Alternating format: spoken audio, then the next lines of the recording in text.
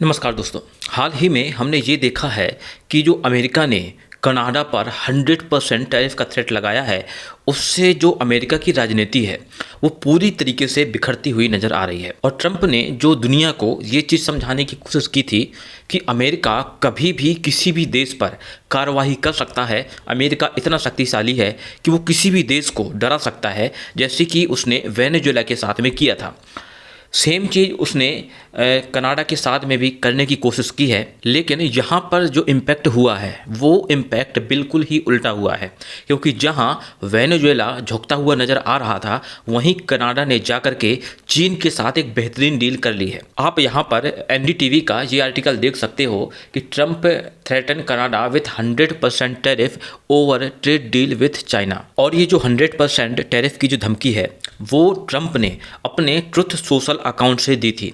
आप ये देख सकते हैं कि यहाँ पर ट्रंप ने क्या लिखा है। और देखिए, पहली चीज़ तो यहाँ पर एक चीज़ झलकती है कि यहाँ पर जो ट्रंप ने जो कार्नी है, जो कनाडा के जो प्रधानमंत्री हैं, उनको एक गवर्नर की तरह संबोधित किया है। गवर्नर कार्नी कह के कनाडा के पीएम को संबोधित किया है। और ये चीज़ दिखाता है ट्रंप की मानसिकता को कि वो कनाडा को किस तरीके से देखते हैं। और बेसिकली ट्रंप यहाँ पर कनाडा को अपने एक अलग स्टेट के रूप में ही दिखाना चाह रहे हैं। और यहाँ पर मैं एक चीज़ ज़रूर बोलना चाहूँगा कि कार्नी जब से कनाडा के पीएम बने हैं, तब से हमने ये देखा है जो विदेश नीति है वह स्वतंत्र विदेश नीति अपनाने की कोशिश की है। जैसे कि इंडिया अपनाता है, कनाडा के हित के लिए, जो कनाडा के लिए सर्वोपरि होगा, वो कदम उठाने की कोशिश कार्नी ने की है। और यहाँ पर ये चीज़ झलकती भी है। और यहाँ पर ट्रंप ने ये कहा कि अगर कनाडा चीन के साथ में ईवी की जो डील हो रही है ये करेगा, तो ऐसे में अमेरिका कनाडा पर 100% टैरिफ लगा देगा। इसके अलावा ट्रंप ये भी कहते हैं अपने ट्वीट में कि China will eat Canada alive, यानी चाइना की जो चीप मैन्युफैक्चरिंग है वो धीरे धीरे करके जो कनाडा के जो लोकल बिजनेस हैं उनको बर्बाद कर देगी। और इस तरीके से कनाडा धीरे धीरे चाइना की एक कॉलोनी की तरह बनता जाएगा। और अमेरिका का कहना ये है कि हम ऐसा होने नहीं देंगे। और देखिए, पहली चीज़ तो ये है कि ट्रंप जिस तरीके से अपनी नीतियां बना रहे हैं, अपनी नीतियों को एग्जीक्यूट कर रहे हैं, उससे होगा ये कि इनके आसपास ही धीरे धीरे दुश्मन बनते जाएंगे। जैसे कनाडा जस्ट लगा हुआ एक देश है अमेरिका के, अगर वो अमेरिका के अगेंस्ट जाता है तो ऐसे में अमेरिका को बहुत बड़ा लॉस होने वाला है। और ट्रंप की जिस तरीके की नीतियां रही हैं, कनाडा के पीएम को एक गवर्नर की तरह बुलाना, इससे ये साफ समझ में आता है कि कोई भी नेता ऐसा नहीं चाहेगा कि कोई भी देश का प्रधानमंत्री उसको अपना गवर्नर कहने लगे। मान लीजिए कभी ट्रंप इंडिया के पीएम को भी अगर अपना गवर्नर कहने लगे तो फिर इंडियंस को कैसा महसूस होगा। ठीक यही चीज़ कनाडा में हो रही है। इसके अलावा हमने ये भी देखा था कि जब ट्रंप ने वेनेजुएला के जो राष्ट्रपति थे मादुरो को उठाया था, इससे वहाँ की जो जनता ने जो फेस किया वो जनता एक लॉन्ग टर्म के लिए याद रखने वाली है। किसी भी देश की जनता ये कभी नहीं चाहेगी कि उनके देश का राष्ट्रपति किसी कोई अन्य देश उठा करके ले जाए। इससे एक बहुत बड़ा उस देश की जो इमेज होती है उस पर धक्का लगता है। सेम चीज़ जब ये वेनेजुएला के साथ में हुआ है, और इससे जो अमेरिका के जो आसपास की जो कंट्रीज हैं वो काफ़ी ज़्यादा खुद को असुरक्षित महसूस कर रही हैं। और देखिए, मार्क कार्नी कनाडा के जो पीएम हैं उनका ये बयान सामने आया है, और इससे एक चीज़ साफ होती है कि जो कनाडा की जो अब फॉरेन पॉलिसी होने वाली है वो फॉरेन पॉलिसी स्वतंत्र होने वाली है। Where we had differences of view in the system, respecting each other's differences in the system, and that sort of candid and consistent dialogue, frank dialogue, that leads to a more predictable and effective relationship.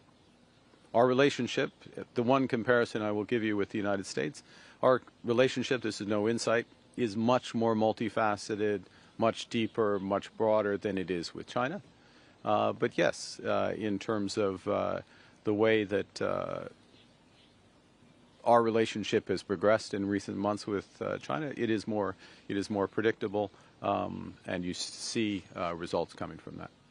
और देखिए, ये जो Canada के PM का ये जो बयान है ये दिखाता है कि कनाडा अब चाइना और अमेरिका के साथ में बैलेंस करके करना चाहता है।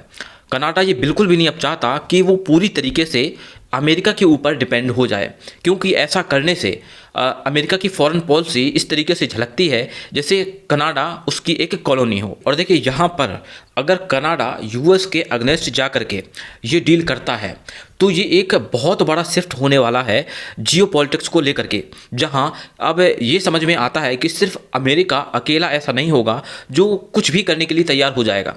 अमेरिका को एक कड़ा संदेश इससे ये जाएगा कि आप ये नहीं कर सकते कि किसी भी देश पर कब्जा करने पहुंच जाएं या फिर किसी भी देश पर अपना हक जताने लगें, किसी भी देश के आप प्रधानमंत्री को अपने देश का गवर्नर कह के बुलाने लगे। तो ये जो नीतियां जो अभी हाल ही में जो ट्रंप ने अपनाई हैं ये बहुत ज़्यादा बैकफायर करने वाली है। और देखिए अगर हम 2024 में वापस जाएं तो ये देखते हैं कि कनाडा एक तरीके से अमेरिका की फॉरेन पॉलिसी को लेकर ही चलता था कि जब अमेरिका ने बोला था कनाडा से कि आप चाइना पर 100% टैरिफ इम्पोज कर दो, तब कनाडा ने ऐसा ही किया था। और ये गवर्नमेंट ऑफ कनाडा का एक डॉक्यूमेंट्स हैं और इसमें आप देख सकते हो कि इस डॉक्यूमेंट्स में जो कनाडा ने है वो गुड्स जो कि चाइना से ओरिजिनेट होते हैं उन पर 100% टैरिफ लगा दिए थे। तो देखिए ये दिखाता है कि कनाडा ने अपनी फॉरेन पॉलिसी को किस तरीके से बदला है।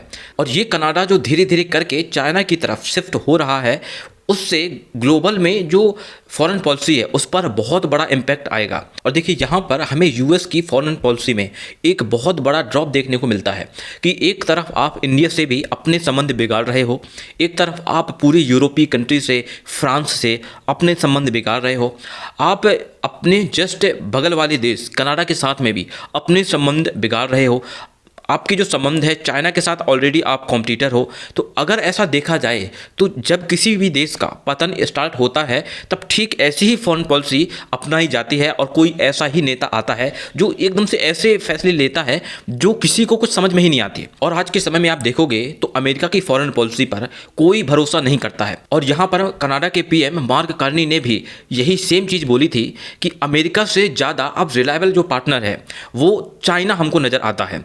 और ये सिर्फ एक देश का शिफ्ट नहीं है, ऐसे और भी बहुत सारे देश हैं जिनका जो नज़रिया है वो धीरे धीरे करके चाइना के संदर्भ में बदल रहा है। और देखिए इंडिया के संदर्भ में ये चीज़ बहुत अच्छी है कि जो ग्लोबल वर्ल्ड ऑर्डर हो वो मल्टीपोलर हो और किसी एक देश का इतना अधिक प्रभाव ना हो कि वह दूसरे देशों की फॉरेन पॉलिसी पर अपना इम्पैक्ट डाल पाए। और जैसे धीरे धीरे कनाडा अमेरिकन फॉरेन पॉलिसी के इम्पैक्ट से निकल रहा है और ऐसे ही धीरे धीरे बाकी देश भी जो अमेरिका के बहुत ज़्यादा इम्पैक्ट में रहते हैं, खासकर यूरोपीय देश, वो भी अमेरिकन फॉरेन पॉलिसी से धीरे धीरे निकल आएंगे। और फिर ऐसा कभी नहीं होगा जैसे कि अमेरिका ने किसी एक देश पर प्रतिबंध लगाया तो सारे देश मिलकर प्रतिबंध लगा देंगे।